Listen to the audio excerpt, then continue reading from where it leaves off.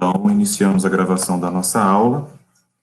Antes de iniciarmos, eu vou só fechar esse compartilhamento aqui, porque hoje é um dia muito especial, hoje é dia do oceano, né? Então, fazendo a disciplina de oceanografia, hoje é um dia muito comemorativo, né? O dia 8 de junho é o dia que nós comemoramos o nosso dia, o dia dos oceanógrafos.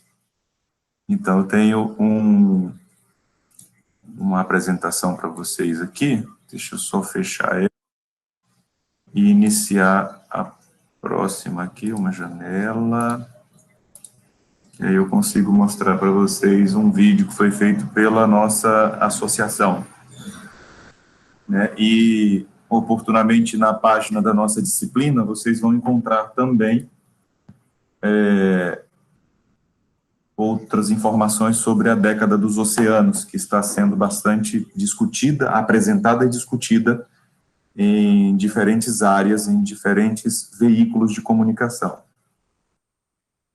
Parabéns, professor, pelo seu dia. Obrigado, Mariana, muito obrigado. Então, deixa eu rodar aqui para vocês, deixa eu só aumentar o volume.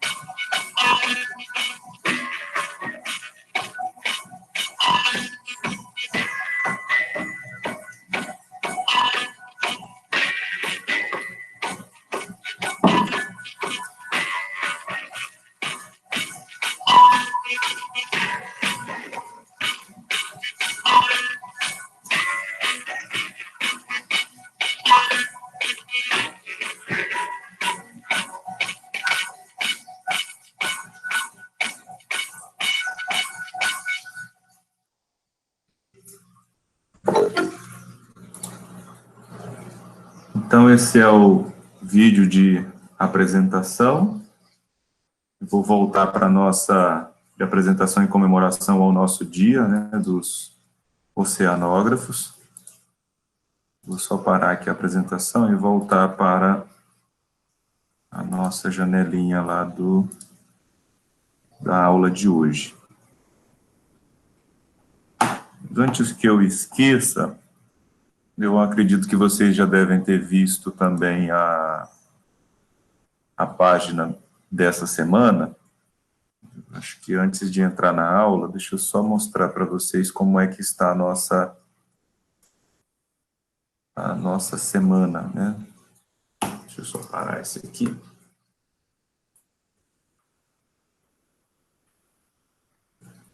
Só mostrar para vocês como é que está a nossa semaninha lá dentro do ambiente virtual de aprendizagem. Só um segundo.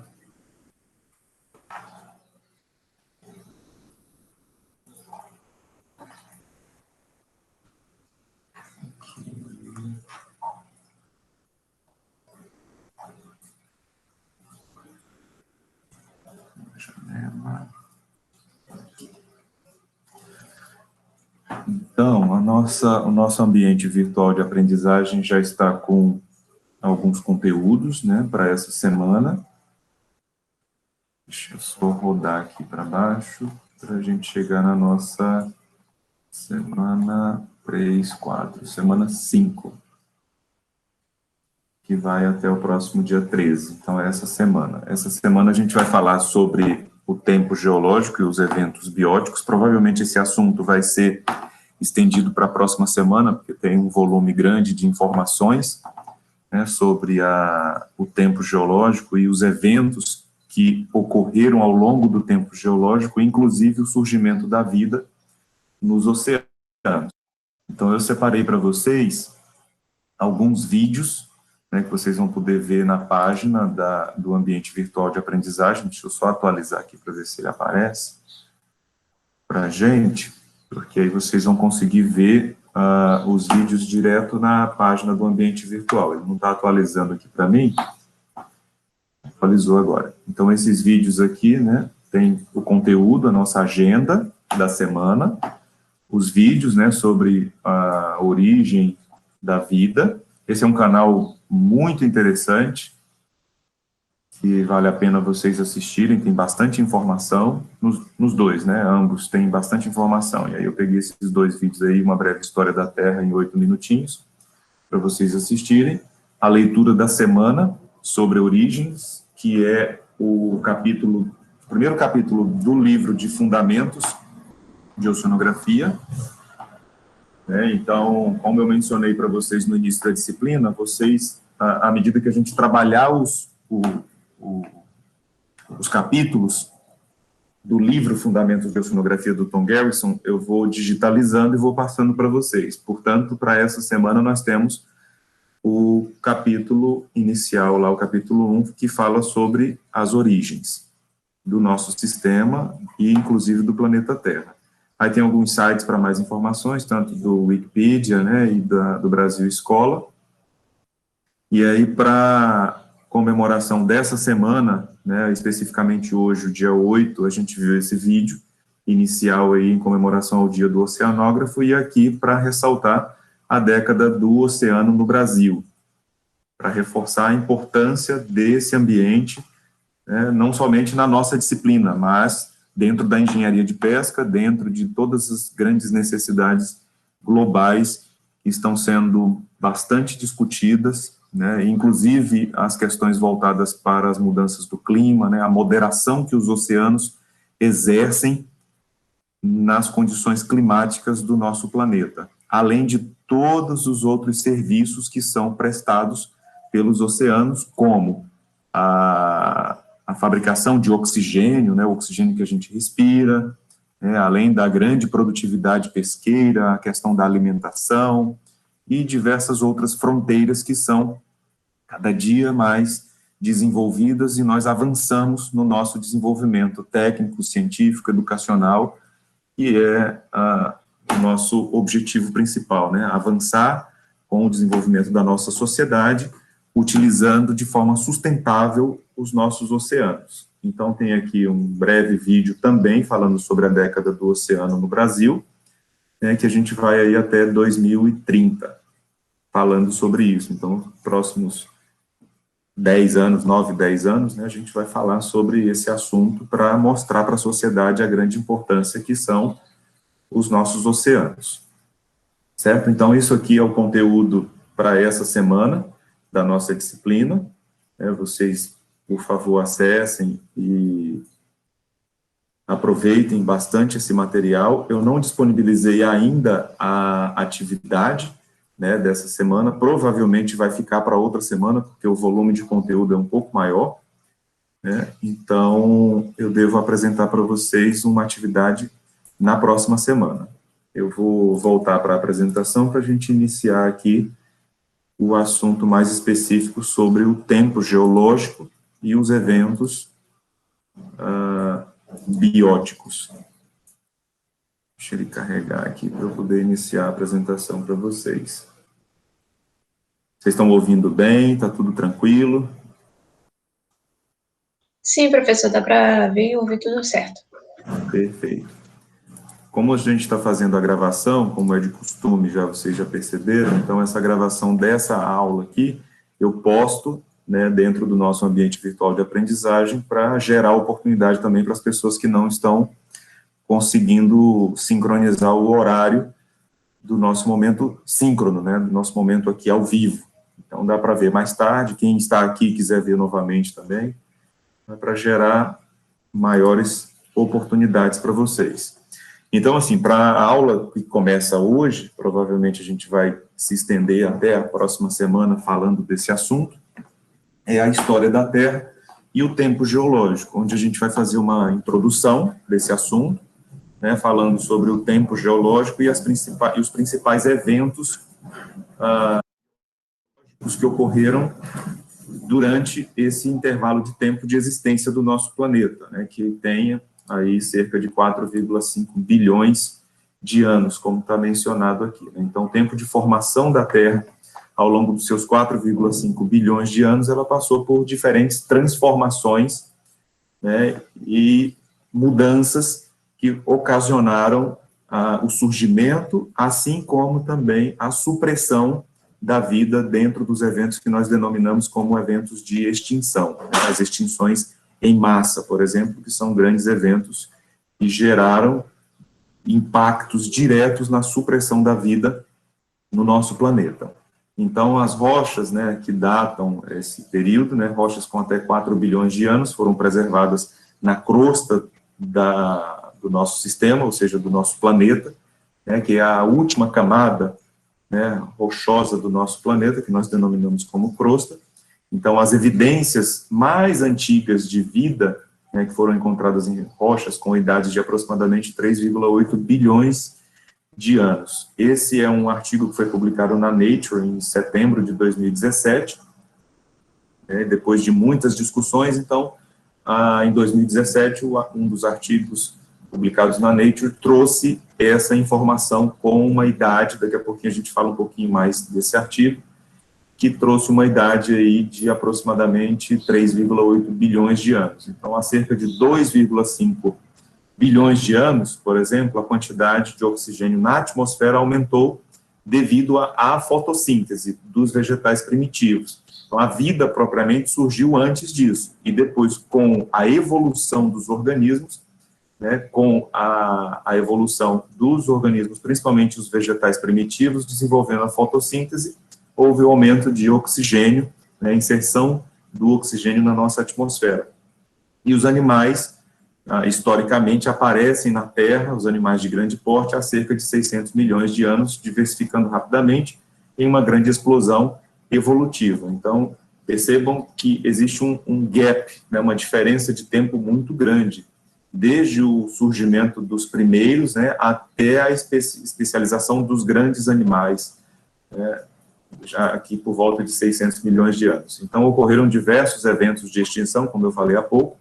O último ocorrido e mais marcante foi há cerca de 65 milhões de anos, com a extinção dos dinossauros. E a nossa espécie, algumas referências trazem aí que ela apareceu há cerca de 40 mil anos atrás, né? Então, tem vários trabalhos, tem vários livros, vários artigos que tratam especificamente desse assunto. Como ele não é uma temática da disciplina, ele é apenas um caráter informativo, né, eu não vou entrar nesse assunto aqui mais profundamente, mas aí a gente tem um sinal aqui histórico de surgimento da nossa espécie há cerca de 40 mil anos atrás, né? Então, em relação ao tempo geológico e a formação, o que é geologia e o que fazem os geólogos para compreender o que nós chamamos de tempo geológico. Portanto, a geologia nada mais é do que a ciência que estuda a Terra em geral, dividida em duas grandes áreas, que é a geologia física e a geologia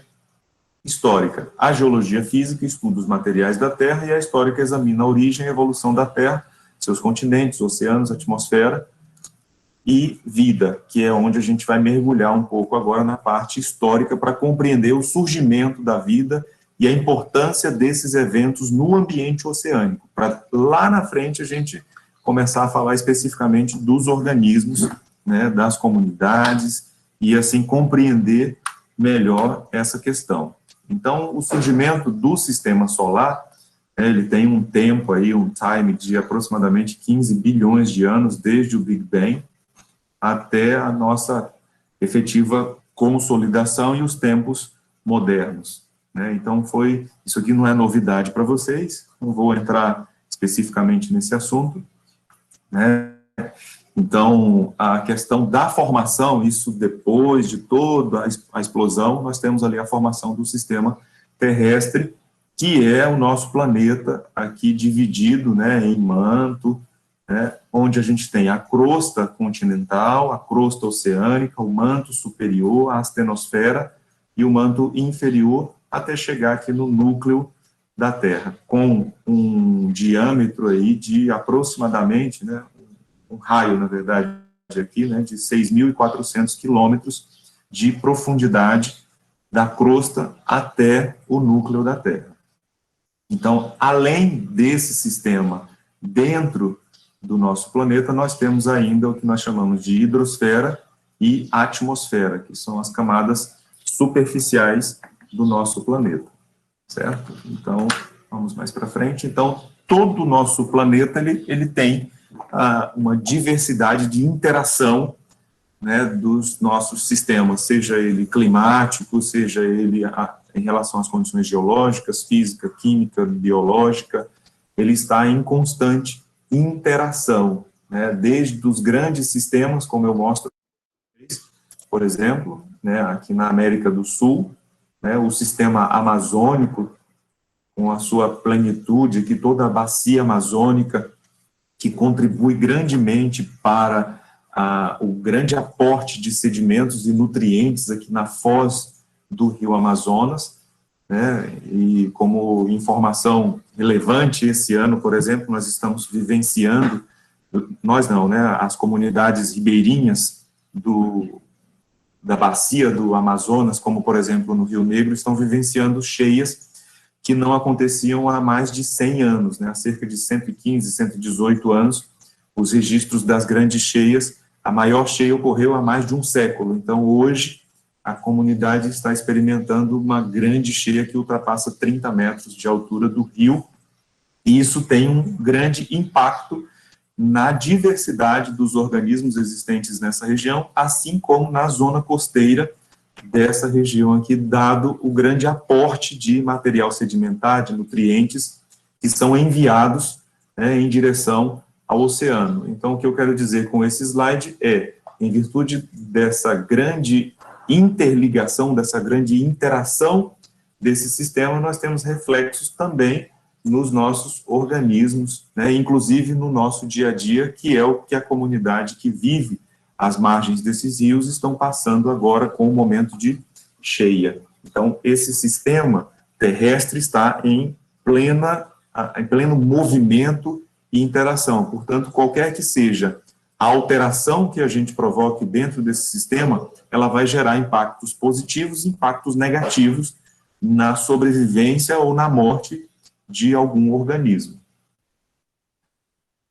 Vamos mais para frente, né? Em relação ao tempo geológico, a origem do próprio sistema, né? No início, o processo de consolidação do nosso planeta, né? De resfriamento, permitiu essa divisão do planeta, chegando até o período atual aqui, nosso, né? De divisão aqui do núcleo, do manto e da crosta terrestre, onde a gente consegue ver de forma bem clara a crosta terrestre, dividida aqui até a profundidade de aproximadamente 40 quilômetros, né, e de 40 quilômetros, de 40 até 289 quilômetros, o manto terrestre, de 289 até 5.150 nós temos o manto líquido, né, do nosso planeta, e a parte sólida ali entre 5.150 e 6.370 quilômetros de profundidade. Então, o planeta tem essa divisão, que vocês já conhecem, obviamente, e aí eu deixei aqui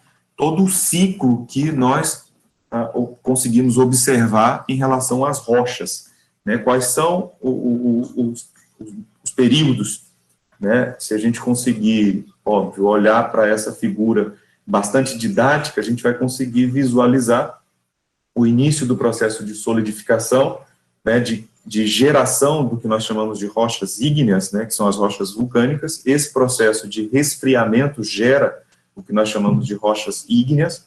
Essas rochas passam pelo que nós chamamos de intemperismo, ou seja, decomposição das rochas, dado a interação dos ventos, das chuvas, todos os fenômenos atmosféricos que nós já conhecemos. Então, gera esse intemperismo, que pode ser físico, químico, biológico, gerando a degradação dessas rochas e a sua respectiva fragmentação, ou seja, transformando em solos e sedimentos. Então, esses solos e sedimentos passam por uma erosão e respectiva deposição, né, formando novamente sedimentos que são compactados e, dependendo das condições que eles vão passar de temperatura, de pressão, transformam-se em rochas, que nós denominamos como rochas sedimentares inicialmente, e essas rochas, por sua vez, podem passar novamente por intemperismo, né, e transformarem-se novamente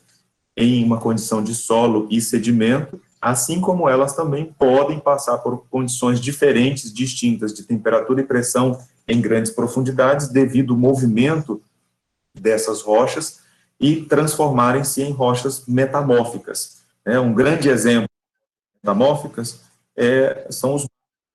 Então, nós temos um grande exemplo didático aqui para falar para vocês, como se formaria, por exemplo, uma rocha metamórfica, no caso do mármore, que é formado sob condições diferentes da que a gente vive, de temperatura e pressão, depois de todo o processo de sedimentação de um ambiente marinho. Então, é muito comum, por exemplo, em Cachoeiro, a gente encontrar ali depósitos, grandes depósitos de mármore, com resíduos de constituintes biológicos, de espinhas, de peixes, de conchas nessas formações, que são produtos ainda de ambientes marinhos pretéritos, de milhares e milhares de anos, que foram depositados e passaram por esses eventos diferentes de temperatura e pressão, que geraram a rocha metamórfica, como a gente pode hoje observar os nossos mármores. Então, essas rochas metamórficas, elas podem também depois serem extraídas e serem utilizadas comercialmente, ou elas passam novamente também pelo processo de intemperismo e voltam novamente à condição de solo, erosão, deposição do sedimento, ou elas passam novamente por um processo de fusão e gerando magma novamente, com intrusão e cristalização, gerando rocha ígnea novamente aqui, e até mesmo passando novamente pelos processos de vulcanismo e respectiva consolidação. Então, nessa imagem, a gente consegue ver de forma clara o ciclo das rochas. E a partir desse ciclo aqui, nós temos não somente rochas, mas nós temos também organismos que fazem parte desse ciclo, uma vez que nós temos os sedimentos biogênicos, que são constituídos a partir da ação de organismos. Então, a gente tem aqui, nesse intervalo longo de tempo do ciclo das rochas, a interação também com os organismos participando desse meio de transformação do ambiente. Então, durante todo esse tempo de evolução, nós temos diversos ciclos das rochas ocorrendo, assim como diversos ciclos de animais também, das espécies vegetais e animais, surgindo e desaparecendo na história da Terra. Então, a nossa escala de tempo, o nosso tempo geológico, é a escala geológica que é dividida em eras geológicas, que são divisões de escalas de tempo geológico, que podem ser subdivididas em períodos a fim de conhecer a longa vida do nosso planeta, que começou aqui há mais de 4,5 bilhões de anos atrás, e a gente vai observando essa espiral, passando por diversos períodos aqui, desde o Cambriano, Ordoviciano, Siluriano, Devoniano, Carbonífero, Triássico. A gente vai passear por essas fases e ver o que aconteceu, quais foram os principais eventos que ocorreram ao longo desse tempo geológico até chegar onde nós estamos aqui hoje, que é o período chamado de Quaternário, que se divide em Pleistoceno e Holoceno, e mais recentemente um período denominado como Antropoceno, que é o ápice de desenvolvimento da sociedade humana moderna.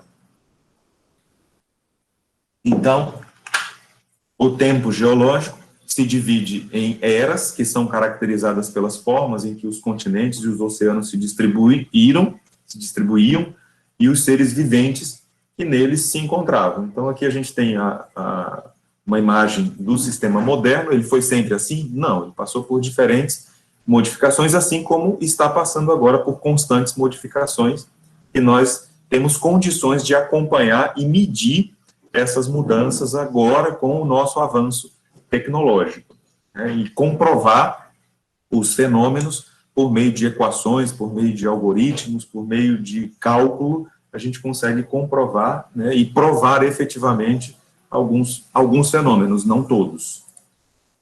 E esse tempo geológico, ele é registrado em uma carta internacional de cronoestratigrafia. Tem uma versão mais recente, já de 2020, eu não pus aqui ainda, mas tem uma versão mais recente. Então, isso aqui é a sequência global que na sedimentologia nós adotamos, na estratigrafia nós adotamos, para compreender a evolução histórica do nosso planeta, desde o Ardeano até o Holoceno aqui. E aí os sites, você pode entrar aqui no site de stratigrafia.org, né, stratigraphy.org, e aí você consegue baixar as cartas mais recentes e visualizar, portanto, o tempo geológico com as suas respectivas eras, épocas, né, os períodos, e aí visualizar efetivamente a idade de cada período desse aqui que a Terra passou. Então, indo mais lá para o início do nosso sistema, nós temos a Era Pré-Cambriana, que é a nossa era mais antiga que se conhece atualmente, a qual não podemos afirmar com precisão o início dela, né, mas nós acreditamos que ela se prolongou até cerca de 4 bilhões de anos, né, essa era, uma era de muitas transformações, de processos de resfriamento do nosso planeta. Então, a caracterização em função do tempo geológico pré-cambriano, ele ressalta o domínio dos protistas e invertebrados aquáticos. Os continentes dessa era eram formados por rochas metamórficas e ígneas, portanto, percebam as grandes forças que atuavam durante essa fase, né, de muita pressão, de altas temperaturas, formando, consolidando e modificando essas rochas, né, que provavelmente inicialmente eram ígneas e depois se transformaram em rochas metamórficas, e depois elas entraram em fusão novamente, transformando-se, né, depois de processos de erupção em rochas ígneas, e assim sucessivamente. Então, durante o período pré-cambriano, nós temos rochas metamórficas, que são rochas metamorfizadas, ou seja, aquelas que passaram por um conjunto de processos pelos quais foram transformadas através de reações, esse processo no estado sólido, ou seja, diferentes pressões e temperatura vão mudando, vão reorganizando a arquitetura dos elementos que constituem essas rochas, né, formando novos elementos e assim transformando essas rochas em rochas ígneas, né, em metamórficas, por exemplo. Então, essas modificações implicam em mudanças na estrutura, textura, composição mineralógica ou até mesmo na composição química que ocorre dentro das suas respectivas formações. Então, essas rochas podem ser encontradas próximo das margens convergentes, principalmente, né, que são as margens oceânicas que estão na mesma direção, ou seja, estão convergindo, diferente das margens divergentes, que é o que nós temos aqui no Oceano Atlântico, formando as margens, na verdade, passivas, né, que deu origem, por exemplo, ao nosso Oceano Atlântico, e a gente vai falar disso mais à frente. Ainda no pré-cambriano, essas rochas ígneas, que são rochas que possuem a sua formação a partir de altas temperaturas e em ambientes com material mineral fundido, né, em grandes profundidades, e que às vezes extravasa a superfície do planeta através das erupções vulcânicas. Não é comum aqui no Brasil a gente encontrar, mas especificamente em regiões mais ativas, como, por exemplo, no Japão, a margem oeste da América do Sul, né, nós temos um contato ativo também, onde existem duas placas que estão em contato, a placa de Nazca e a placa sul-americana, gerando também áreas de grandes profundidades no nosso Oceano Pacífico.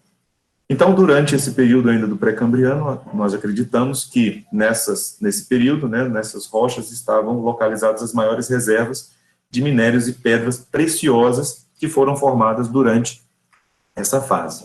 E lá no pré-cambriano é que foi feito o registro, né, é um período que é marcado também pelo início da vida no nosso planeta, onde ocorreu o registro desse fóssil aqui, que tem aproximadamente 3,8 bilhões de anos, originado, né, de algas, medusas e bactérias. Esse é um artigo que foi publicado na Nature, que eu falei no início da aula, né, que é uma publicação aí que mostra o surgimento da vida há cerca de 3,8 bilhões de anos, é o registro mais antigo, né, que nós temos, né, variando aí de 3,8 a 3,95 bilhões de anos atrás, certo?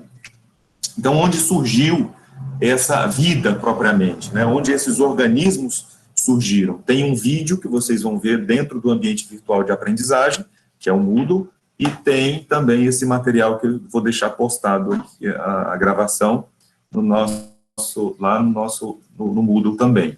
De onde surgiu essa vida, né? Os cientistas da NASA, por exemplo, acabaram de dar mais um passo na longa caminhada em busca de um sistema sobre a origem da vida, onde, nesse estudo, a Agência Espacial Americana demonstrou com sucesso as condições da Terra primitiva, possivelmente ligadas ao surgimento da vida nos oceanos, em regiões de grandes profundidades, nessas fontes hidrotermais, onde a pesquisa desse grupo, que é focada em desvendar como os mais básicos blocos construtores de vida podem ser formados no leito das bacias oceânicas. Então, nessas fontes hidrotermais, a vida foi formada inicialmente há cerca de 3,95 bilhões de anos, né, que são as chamadas fontes hidrotermais, são também conhecidas como chaminés, que liberam fluido aquecido e rico em minerais vindo do interior da Terra, bastante enriquecido em enxofre, em ferro, que permite o processo de quimiossíntese dos organismos, das bactérias que estão localizadas nessas regiões. Então, vocês podem ver a reportagem super interessante de 2019, assim como também podem ver o vídeo que eu deixei postado lá sobre o surgimento da vida no nosso planeta.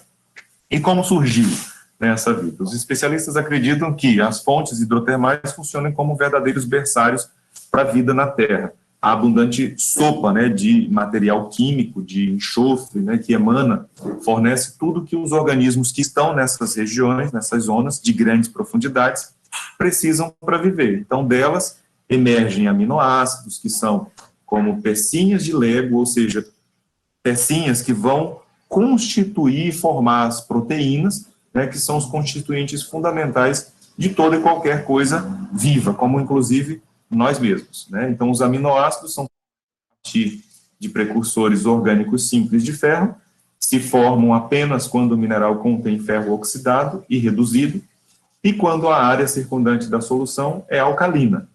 Então, uma prova de que nas regiões de grande profundidade, vocês vão ver também no vídeo, são regiões alcalinas, que possuem o pH alcalino, né? Ou seja, acima de 7. Dentro da escala do pH, nós temos de 1 a 14, o meio é o nosso 7, então nós temos a condição alcalina com pH acima de 7. Portanto, comprovando que o início da vida, ele foi em condições alcalinas, ou seja, com um pH básico, que é o que nós temos hoje nos nossos oceanos. O pH, se você medir, pegar um pHmetro e for medir o pH dos oceanos, você vai ver que o pH está em torno de 8. Né? Com exceção quando a gente vem para as margens dos oceanos. Nas margens o pH tende a diminuir um pouco, ele pode se tornar ali próximo do neutro, devido à vazão dos rios que trazem um grande volume de águas mais ácidas como produto da decomposição da matéria orgânica, né, dentro do ambiente continental.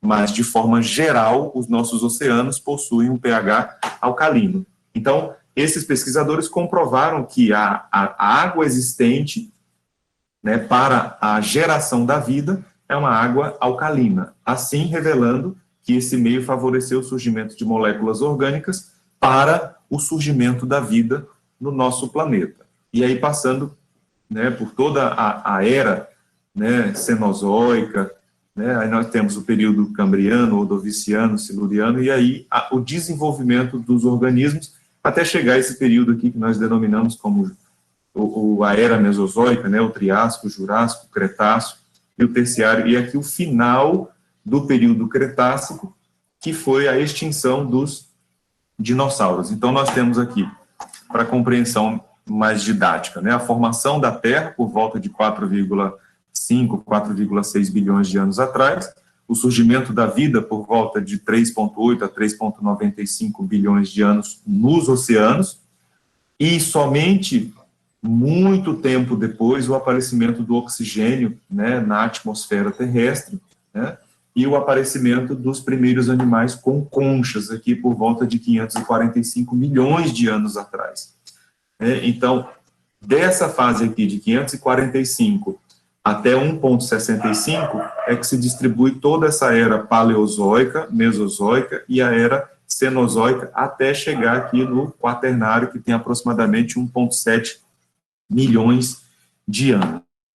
que é o período que nós estamos vivendo final aqui. Então, vamos falar um pouquinho de cada um desses períodos, né, para a gente compreender a evolução da vida nos nossos oceanos, assim como também no ambiente terrestre. Então, desde o surgimento da vida, restos de animais e vegetais ou evidências de suas atividades foram preservadas e registradas nas rochas, como eu falei há pouco, em relação ao ciclo das rochas. Portanto, dentro desse ciclo, nós temos momentos de geração de vida, assim como de supressão, que são os eventos de extinção. Então, esses eventos de extinção, eles deixam resíduos, eles deixam informações paleoambientais para nós. Essas informações são registros, né, nas rochas e outros materiais, como gelo, âmbar, e até mesmo os fósseis, né, que são encontrados aqui em áreas atualmente de deserto, que nós podemos ver aqui nessa imagem. Então, esse fóssil aqui, né, o maior fóssil intacto de baleia, o Balisosaurus isis, né, é exposto no Museu de Fósseis e Mudanças Climáticas do Haiti, no Oásis, aqui, lá no Egito, né, o governo inaugurou o primeiro museu de fósseis no Oriente Médio, considerado como um patrimônio da humanidade pela Unesco. Na tentativa de atrair turistas, né, então esse animal, aqui, esse fóssil, né, datado de um período de aproximadamente 34 e 39 milhões de anos atrás, foi um cetáceo, considerado, né, antigo parente dos golfinhos e baleias desse período moderno que nós estamos vivendo. Então, comprovando a existência de animais de grande porte durante esse período aqui, né, que é o período também de existência dos dinossauros, né, depois do período de existência dos dinossauros, na verdade, né, depois de 65 milhões de anos, que é o momento de extinção dos dinossauros. Então, várias mudanças ocorreram no nosso sistema. Essas mudanças promovem, inclusive, a supressão da vida, ou seja, a extinção dos animais, das espécies, sejam elas vegetais ou animais. Então, essa história dos fósseis é também a história de migração dos continentes, ou seja, o que nós chamamos de dança dos continentes. Também tem uma forte relação com o surgimento da vida ou não no nosso planeta. E, além disso, as mudanças climáticas, né, têm uma relação com as extinções em massa e das modificações ocorridas na fauna e na flora ao longo do tempo. Então, diversas mudanças ocorreram ao longo dos nossos 4,5 ou 4,6 bilhões de anos na Terra. Essas mudanças, elas são desde climáticas, impactos de meteoros, vulcões, mudanças de temperatura que têm uma relação direta com o clima, o processo de acidificação dos oceanos que nós estamos vivenciando em algumas regiões do nosso planeta, principalmente dado o impacto e a ação humana, né, nessas regiões costeiras, promovendo o processo de acidificação, assim como também devido à emissão de gases, como gases estufa, como o próprio dióxido de carbono, que ao reagir com a água, porque os oceanos são os grandes receptores dessa grande quantidade de CO2, esse CO2 reagindo com a água, com o H2O, formam o que nós chamamos de ácido carbônico, né, que é o H2CO3. Então, esse elemento, né, esse produto, né, do ácido carbônico forma uma substância ácida, né, gerando o processo de acidificação dos oceanos. Assim como também nesses eventos nós temos momentos de diminuição e aumento das quantidades de oxigênio, das concentrações de oxigênio no nosso planeta, as variáveis, né, em relação ao nível do mar, ou seja, momentos de subida e descida do nível das águas oceânicas também promovem uma série de mudanças e impactos na parte biológica, assim como a circulação atmosférica e oceânica também promove mudanças do ponto de vista climático. Afinal de contas, os oceanos são responsáveis por esse amortecimento do nosso clima e das nossas condições de temperatura.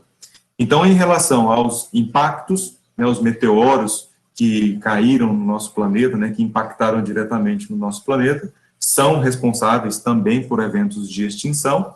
Também aqui conhecida, essa grande cratera, né, de Barringer, é também conhecida simplesmente como cratera de meteoro, é uma cratera no norte do Arizona que se formou algo como 50 mil anos atrás, né? Então, mostrando aí o grande impacto de um meteoro caindo na superfície do nosso planeta. Além disso, nós temos erupções vulcânicas, né, que promovem também uma série de mudanças, né, no nosso cotidiano, nas comunidades atuais, como vocês podem ver aqui, né, então trazendo uma série de danos para as sociedades modernas, e essas erupções vulcânicas não são recentes, isso sempre aconteceu no nosso planeta. Mais recentemente, dado nosso amplo desenvolvimento como espécie, tem impactado também diretamente nas nossas vidas, né, das comunidades que residem próximo dessas regiões. Então, fazendo uma breve comparação aqui, né, quem emite, né, mais dióxido de carbono, seriam os vulcões ou as atividades humanas, por exemplo, né? As atividades vulcânicas sempre aconteceram. Então, qual seria a relação, né, um peso que nós poderíamos observar aqui da nossa impressão digital nessas alterações que o planeta vem passando? Por exemplo, quando observamos os gráficos, né, os dados científicos, que é o que nós precisamos acreditar, né, nos dados científicos, a gente observa claramente quem mais influencia nesse peso aqui de contribuição negativa, né, para o nosso planeta. Ou seja, os vulcões, a média anual aqui de emissão de dióxido de carbono, né, bilhões de toneladas de metros cúbicos, permanece relativamente estável ao longo de todo o tempo aí observado, de 1750 até 2000, diferente dos combustíveis fósseis, né? A partir da Revolução Industrial, nós temos aqui a partir do ano de 1850, 1888, o amplo desenvolvimento da sociedade dessa época, com o desenvolvimento das indústrias, favorecendo, né, a contribuição aqui direta de dióxido de carbono para a atmosfera, dada a queima, né, a combustão de combustível fóssil, né, contribuindo diretamente para o aumento das concentrações de dióxido de carbono na nossa atmosfera. Portanto, revelando o grande impacto que nós temos como seres humanos, dado o nosso desenvolvimento. Não sou eu que falo isso, são as pesquisas, são os dados, né, são os grandes centros de monitoramento do clima, né, como nós temos aqui no Brasil, o Instituto Nacional de Pesquisas Espaciais, nos Estados Unidos, o órgão chamado NOAA, né, que é gerenciado pelo governo americano, né. Então, nós temos diversas pesquisas que mostram essas informações, portanto, deixando aqui a nossa grande impressão digital de contribuição humana, né, nessa condição de alteração da temperatura em virtude do aumento das concentrações de dióxido de carbono no nosso planeta. Então, se a gente pegar aqui um espectro de aproximadamente 400 mil anos, observado em um testemunho de gelo, nós vamos conseguir observar essas flutuações aqui da concentração de dióxido de carbono, que não ultrapassou os 300 ppmv, aqui essa concentração, né, aqui desde 400 mil anos até o período moderno aqui, que a gente já ultrapassa, tá? A gente já passou dessa concentração aqui. Então, houve oscilação ao longo do tempo geológico? Sim, houve, devido às condições, em virtude das diferentes condições que o planeta passou.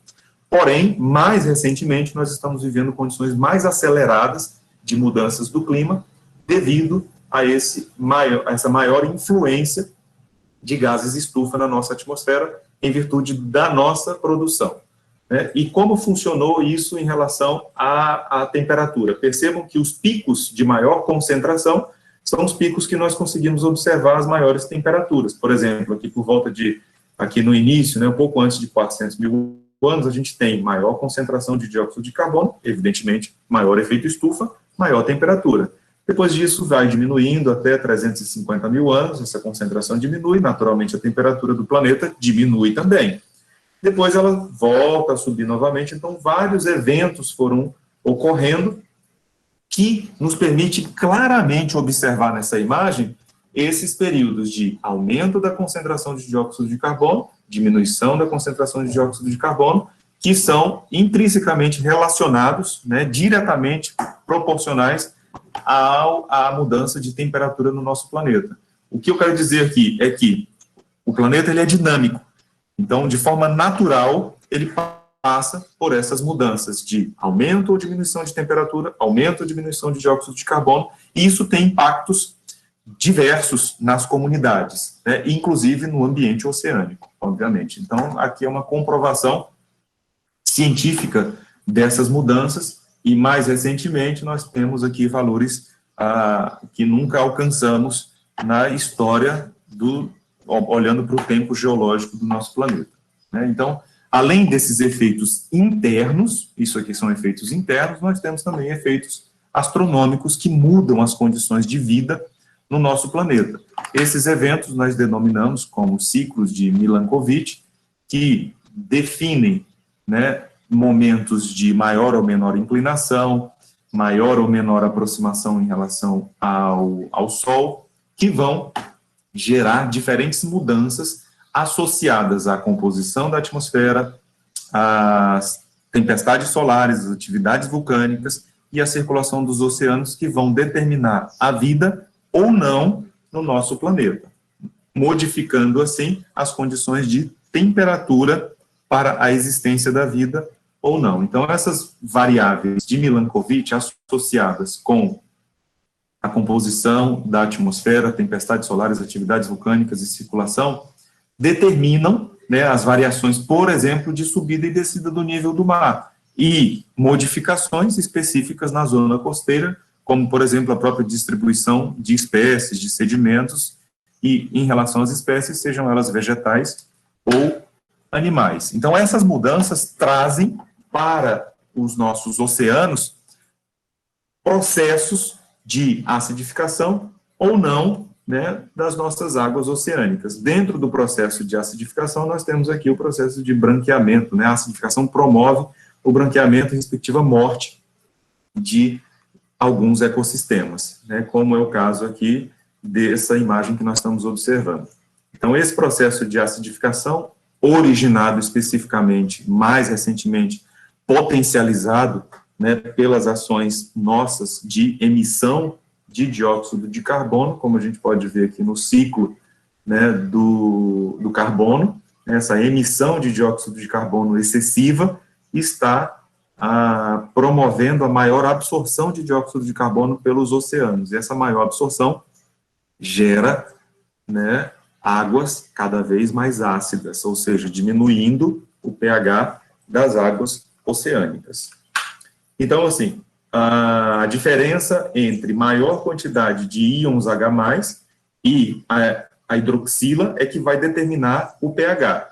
Nas condições de acidificação, a quantidade de íons H+, é maior que a hidroxila. Portanto, quanto maior a concentração de íons H+, disponíveis no ambiente aquático, menor vai ser o pH das águas, né? Ou seja, mais ácida ela passa a ser. E, obviamente, quanto menor a sua quantidade de íons H+, livres, né, mais alcalina, ou seja, básica, é a nossa água. Portanto, nesse balanço de maior concentração de dióxido de carbono, mais a água, nós temos a formação do que nós chamamos de ácido carbônico, H2CO3, que libera para o ambiente aquático maior concentração de íons H+, que naturalmente vai favorecer o quê? Se eu tenho mais íons H+, eu tenho formação de água mais ácida. Basicamente, é esse o processo que nós denominamos como acidificação dos oceanos.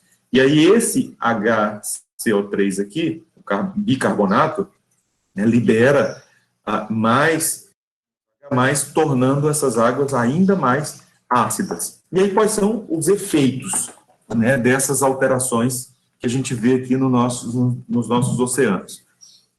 É o processo de acidificação dos oceanos, gerando impactos diretos na dissolução de conchas, né, aqui como a gente pode ver, a má formação dessas conchas, e é natural que a gente siga esse aumento, né, dessa concentração aqui de gases, né, quanto maior a população, maior a concentração de gases, e provavelmente maior vai ser o impacto nos nossos oceanos, acabando com a vida nos nossos oceanos, né. em torno de 375 ppm aqui, esse estudo mostrou, nós temos um aumento de 1 grau Celsius na temperatura média dos oceanos. Então, esse aumento da concentração de CO2, passando aqui para valores em torno de 450 a 500 ppm, aumenta em torno de 2 graus Celsius, ou seja, favorecendo ainda mais o processo de aquecimento das nossas águas. E quando esses valores chegarem, gente, acima de 500 ppm, percebam que as temperaturas serão acima de 3 graus Celsius, a média, tá, global. Então, nós estamos falando aqui do desaparecimento da biodiversidade nos nossos oceanos, ou seja, o processo de acidificação é um processo que provavelmente não tem retorno, não no nosso tempo geológico. Ou seja, quanto maior a concentração de gases estufa, especificamente do dióxido de carbono, maior vai ser a velocidade de aquecimento das nossas águas e de acidificação das nossas águas. Eu vou até esse slide aqui com vocês. Na próxima semana a gente volta com mais informações, tá? Com mais dados para vocês. Eu vou postar esse vídeo de hoje, né? Eu vou esperar o Google gerar o vídeo para eu poder postar, porque eu tenho uma próxima turma agora, por volta das 10 horas da manhã, uma próxima turma com o pessoal do ensino médio, tá bom, gente? Eu agradeço a participação de vocês e na próxima semana a gente continua. Como eu falei, esse conteúdo é longo, então ele vai ficar para a próxima semana também. Deixa eu só parar aqui a nossa aula, por enquanto, tá bom?